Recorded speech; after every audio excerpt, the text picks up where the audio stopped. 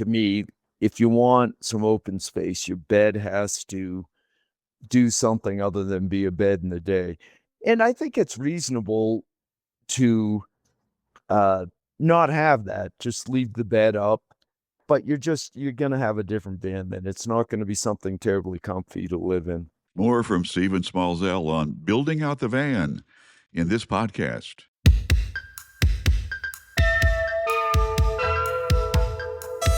This is Jim Bratton Podcast, a podcast exploring his personal interests, interviews with artists and musicians, as well as other creators, an opinion or two, or more, poetry and prose, ambient sound, binaural and ASMR, audio produced for meditation and relaxation, experimental sound or music, and those exploring aesthetic boundaries. You may enjoy some, or all, or none. Now, here's Jim.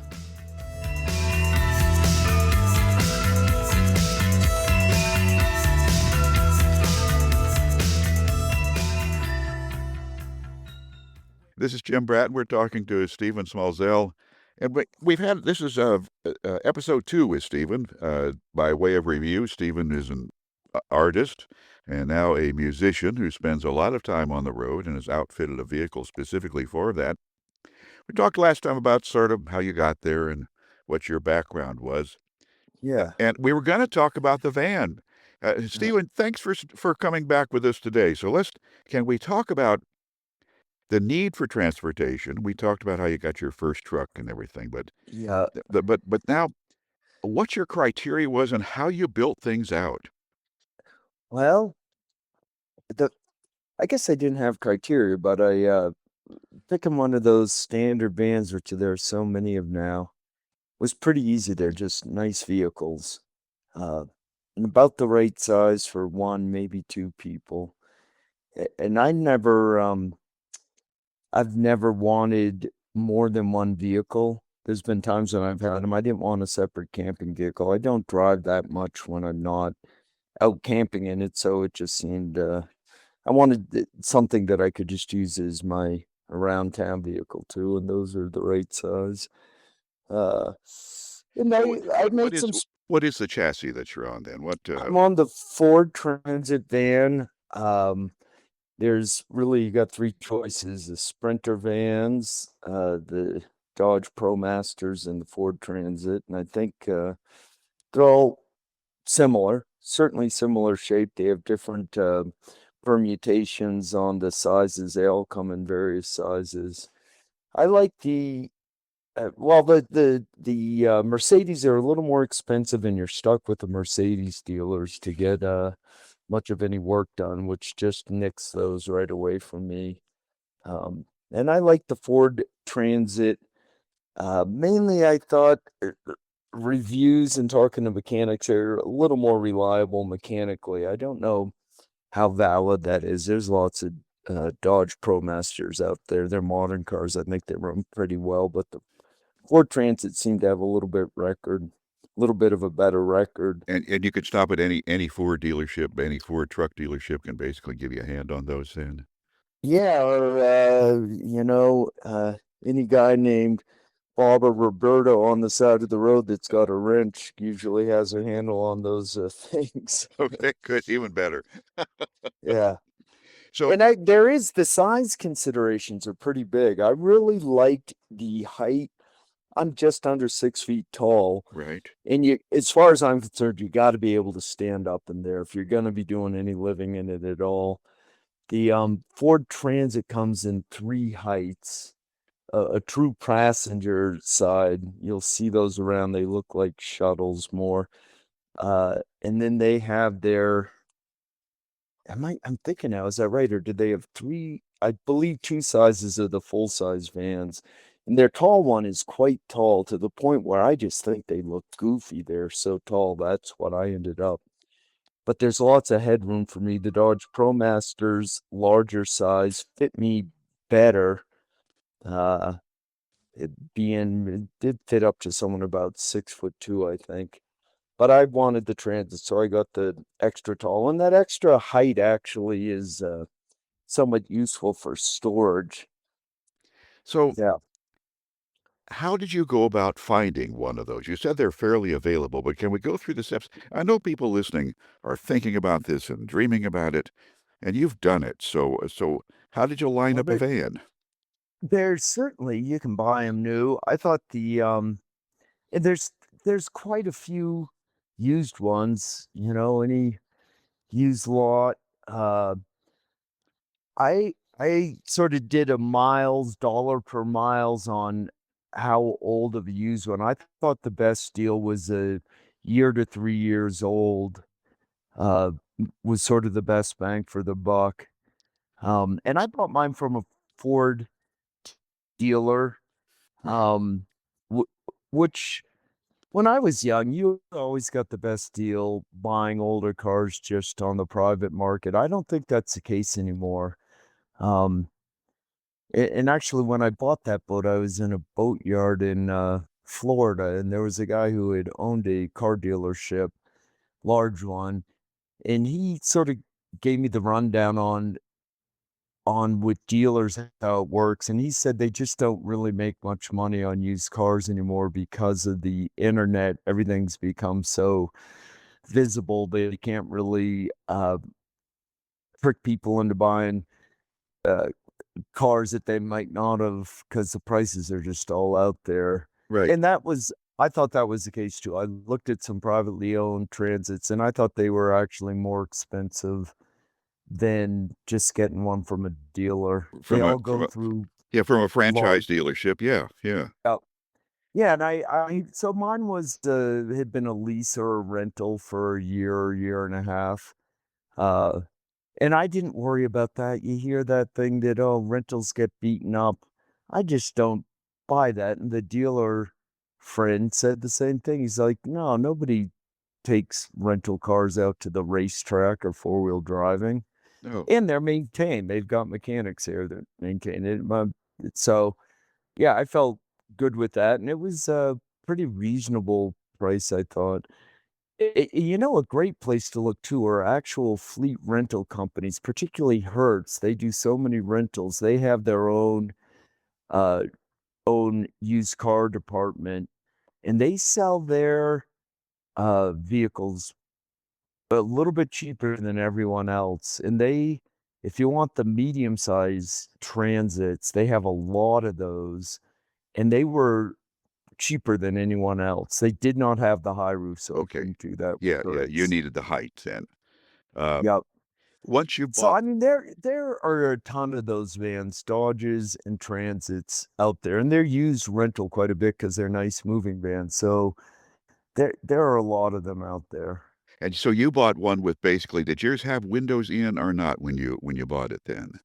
It just had the 2 rear windows. I put a lot of windows in mine, which isn't terribly hard, but, boy, it's intimidating cutting a big hole in the I side of was your gonna say, your van. man, how do you Yeah, how do I've you put never a saw measured to that? anything s I've never measured anything so carefully in my life.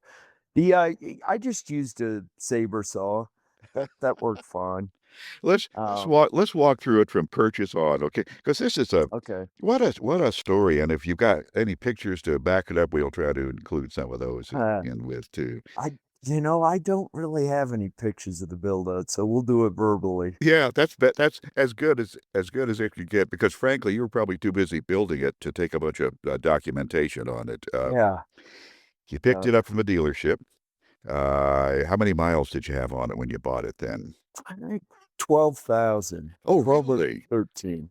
Yeah, it had been used for a year or so. Mostly, what, Um, in-town deliveries or something at that probably then. yeah, it was down in Florida, and so it was about, I believe $10,000 cheaper than the original price, Yeah. which seemed like a good deal, and it still had the warranty. I've always had really beat old cars, so I was pretty happy to have a car with a warranty for a few years. And then I think it is pretty important to get your design pretty as well to finalized as you can before you start doing thing because it is a small space and everything affects everything else. And certainly where you're going to put the windows is affected by where everything else goes. So you really have to lay that out. Did you do a And that's did you do a CAD style drawing, on it before you even, began to tear into it then? I absolutely did. And then I made little flat two-dimensional cardboard cutouts for where the bed would go and everything would go. And even with that, I thought I can't really feel it. I ended up building cardboard sectionals of what I needed, the bed, the kitchen thing, and then I could sort of move them around. Does the kitchen go on the side? Does it go up against the driver and passenger seat? And that was really useful. I switched back and forth on how I wanted the design, uh, mainly where the kitchen went. Well, the And ergonomics of yours are just when Mary and I yeah, saw you, what struck us is it's the most efficient build out we have seen in a van, and it's obvious a lot of thought went into it. So, I haven't, everybody seems to stick everything they want in there in an apartment. And that works, but you're left with no living space whatsoever. And I think that's the most important thing for how much you actually enjoy living in there is having a decent amount of space to just move around in. That comes from 30 or 40 years of living in vans and being an artist out of one. Uh, I was just surprised on the last van I had been gutted and it didn't have many years left in it. So I just did a really simple build out and I ended up thinking that was the best van I had with very little in there because of the open space. So that was my entire goal with this van was to pack everything away as much as I could in all the nooks and crannies in those vans, the storage, and keep the living stuff as minimal as possible so that there's a big wide open space. And I'm sticking with that plan. I really every other van I see that looks like an apartment but all crammed in, I just don't think they're quite as comfortable once you start living in. no, man, you've gotta feel squeezed, on that. Yeah. Let's walk me around as okay, looking in the, like, sliding doors, that's, like, where everybody Uh-huh. first sees a van. What do I see as I look in that then So across you from me, think straight across from me is the kitchen, right? our kitchen thing, and that's um a sink and a two burner stove, pretty simple. And then a bunch of cabinets with pretty much all the food and the fridge. Right. And then I've got my water in there and the garbage is tucked in there too. This is Um, as we come down that wall then, or is that yes, right in the kitchen area that you're talking about? that's all in the kitchen area. Instead of Wow. a sticking out a wooden thing. Right. And I spent a lot of time cramming everything in there. There's not a lot of spare space. I mean, the garbage can conforms to the curves of the van and a few pipes for the propane. Uh, and that takes a lot of time, but if if you want to fight for open space, that's sort of what you have to do is utilize every little bit of space available. Um, so that takes some time. The, Uh, yeah, the one thing I'm not hearing you saying is you don't have a black water system on it then, do you? A dark water no. system on it? No. I do not, and that's, putting in a toilet and a shower is a personal choice. I didn't feel like I wanted those. That if you're putting in a toilet and a shower on those regular size vans, not the really largest ones, that you're gonna have a hard time having open space. That just takes up enough of the real estate. And to that end as well, if you have a bed that doesn't fold into a couch, you're just not gonna have that much living space. That was really clear from the word go to me. If you want some open space, your bed has to do something other than be a bed in the day. And I think it's reasonable to, uh, not have that, just leave the bed up, but you're gonna have a different bed then. It's not gonna be something terribly comfy to live in. A lot of people have their bed raised Yeah. and then use the underneath to store all their sports equipment. And that works well, but then your van is really a go out and do your sports, but it's not gonna be as comfy living in there. Um, but yes, I went without a gray water system. I haven't found that terribly necessary. Depends where you're camping too. If you're in the great open west where there's lots of public lands, uh, you don't need it so much. If you're gonna be where it's more crowded, you're gonna want that really the toilet. Uh, in the shower, I just dump water over myself out in the national forest. It's not a big deal. But if you're in more crowded areas, that's not gonna work. So that's a personal thing. I understand why people would want that extra stuff. But you give up a lot. You give up a lot. If you had an open bed and a shower, you're just not gonna have any space And in those there. are and the shower and the open bed, except for Yeah. lifting the bed, they really can't be repurposed for other uses, can they? No, yeah, that's another thing, and then that's what it's doing. I did you never know what you're gonna want it for. I like having it so you can, if you end up in a construction project, I made sure I could get a 4 by 8-foot sheet in there, Yeah. still with a little bit of wrestling. Yeah, in other words, you kept the functionality of the van as a utility vehicle as well then, evidently. A little bit. Yeah, Yeah. yeah. Utility, living conditions, and a and a daily driver. Yeah. Yep. Wow, that's Yeah, pretty the wide open, but back to the windows and where your windows go are completely dependent on what's gonna be against the wall there.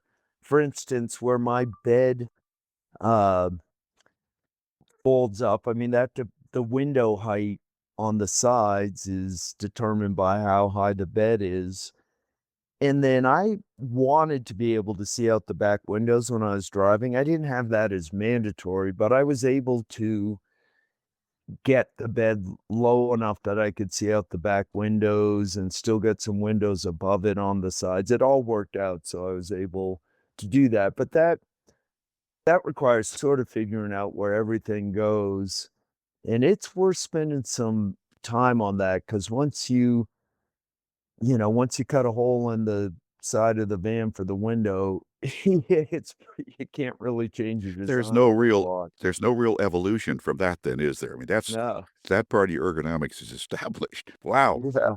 How long it's at did you I'm sure you worked with lists and all of that. How long had you refined your what I have to have list after decades living in a van or a vehicle of some kind? That's, yeah, I mean, I don't know, I for about 30 years, I did have live-in vans, and honestly, it just basically got simpler. Yeah, Um, you wanna I certainly want a stove and a fridge. The fridge is a big convenience, yeah, and then I determined that did fine without a bathroom and a shower, and that saves a ton of space and hassle. yeah. Um, so that, a bed and, kitchen things, and then as much storage as you can get, and that can be buried away. That doesn't have to be super convenient, but, you want things like a battery charger in there, and and some tools, and it doesn't there's plenty of things in there that I really feel like I need to have along, some sewing supplies and glues and things, and they can be buried pretty well. You aren't getting at them every day. Right, right. I mean, Uh, so you have to be limited but autonomous simultaneously. What a sort of a blend of tasks you've got to do then. So yeah, yeah, yeah, but for me, just the fridge is the big bonus. Boy, it feels magical to have, uh, cold stuff when you're out camping, traveling around. Simple cooker, yeah. storage, bed, that was about it for me. I, Uh, every one of these is a separate topic, but we'll talk generally. If you've got the uh-huh. time in the future, I'd like to talk about your power system and, of course, Sure. your performance stuff. Each one of those is a standalone, and I think those that are listening Yeah. now listen in the future because every one of these needs to be discussed. So, Yep. the build out, how long did that hmm take you? I probably worked on it. It was under 2 years, but more than a year because I wasn't doing it all the time. But I would guess if it was a somewhat full-time job, it would have been closer to a year than not. Um, Wow. it took a lot longer than I thought, and I was quite frustrated by the end, given that the purpose of having a vehicle like that is to create freedom in your life and adventure, and I thought, well, if it I've spent a noticeable percentage of my actual life just working on this thing. That doesn't really add up. Now that it's done though, and I've been using it quite a bit, I'm happy I spent the time. But it did take quite a long time, and it always takes every building project takes longer than you want. On van build outs, it always takes extra long time because it's a funny platform to build into. All the surfaces are curved. Attaching things to the metal framework is a lot more time consuming than just banging L brackets on wood into a framed house is a lot easier to build in. Um, so it does take time, and I don't think there's any way around that if you want to do one of those build outs. And boy, that's reflected in what buying a built out van costs. Yeah. The build out part is, I mean, $100,000 or something. They're really expensive. It's a little jaw dropping what people pay for nicely built out vans. I see, here in Galveston, I see the built out Mercedes and I go online just to check, and it's like they're Mhm. $250,000 or something, or Yeah, in some cases it's more. I it's really crazy.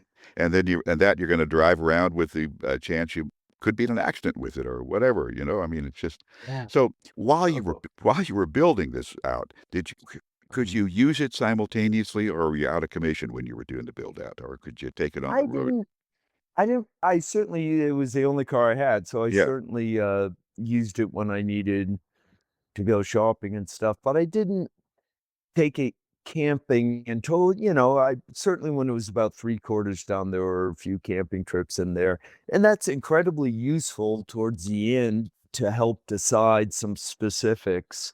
Oh, yeah. Uh, for instance, couple things I decided after using it was to leave my clothing shelves just open. If you've got those pictures, they just have a bungee Yeah, cord I saw holding that. the Yeah. clothes in. And I stuck with that. I sort of did that because I didn't have time before a trip down to Baja to put uh nice uh what do you call it? Little Drawers? doors on the Oh, front. yeah, Yeah. yeah, cabinet doors or something, yeah.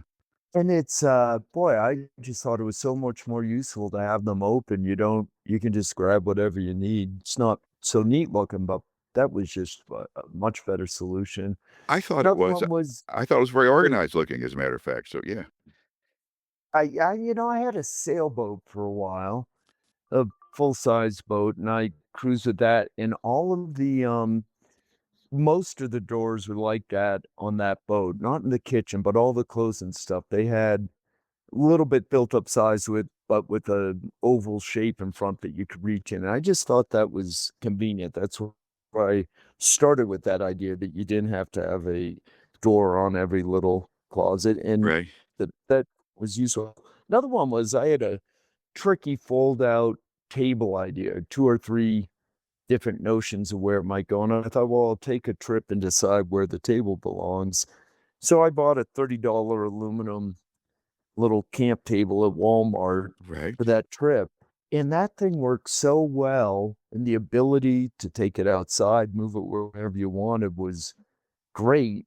I just thought, "Well, that's it. Why would you do some fancy built-in table that doesn't move when you can buy $30 aluminum ones at Walmart?" So I went and bought about 3 of those just in 'cause they'll go, out of service at some point. They were just so effective, and I Yeah. just stuck with that. S And Another one, the spin around seats. I didn't really know. I have had spin around seats. I never used them as much as I thought I might. On So that you just trip got to you Ball. have lockdown seats then. No, I did end up buying one. I just on the passenger Yeah. sides. On my van, you couldn't spin the driver's side. Right. But I thought on that first trip, like, yeah, this would be useful when you're parked more than a day. You get an extra seat having a spin around seat. They're $200 or so. I thought that was a worthwhile investment, but it took going out and using it and seeing how I actually use it. Any number of things. It was useful to actually use it and just see what might be useful or not. We have covered a lot of ground, and we've used most of our available time. I'd like to close with this. Number one, Uh, we'll be talking more. We've got Great. 3 to 5 new subjects that we've just talked about today that everybody contemplating this would want to know. Yeah. Give me some quick advice for somebody who's thinking about doing what you're doing and idolizing this whole thing. Give me a little bit on that. What would you tell them in advance of them taking a step? Uh, I think the build out is, if you're handy, it's a fun project, but it does take a long time. Um, I would personally stick with uh the Transit or the ProMaster. I think they're a better deal, and I think the not being stuck with the Mercedes dealer is a big deal. And then yeah, go for it. It's a big project, but it's pretty fun being able to go live in your vehicle and uh travel out around the great US and elsewhere. Stephen Smalzel, what another great conversation. I really do appreciate your taking the time, and we'll be talking probably in the next week or so. We'll try to do another edition of this, another episode of this. Stephen, thank Well, you that'd so be much. fun. Thanks so It much. was a pleasure. Thanks. Okay. Yeah. See you, Jim. Yeah. This has been Jim Bratton Podcast. We hope you have enjoyed, been inspired, informed, angered, or otherwise emotionally stimulated. This is your booth announcer, Sierra Sakel.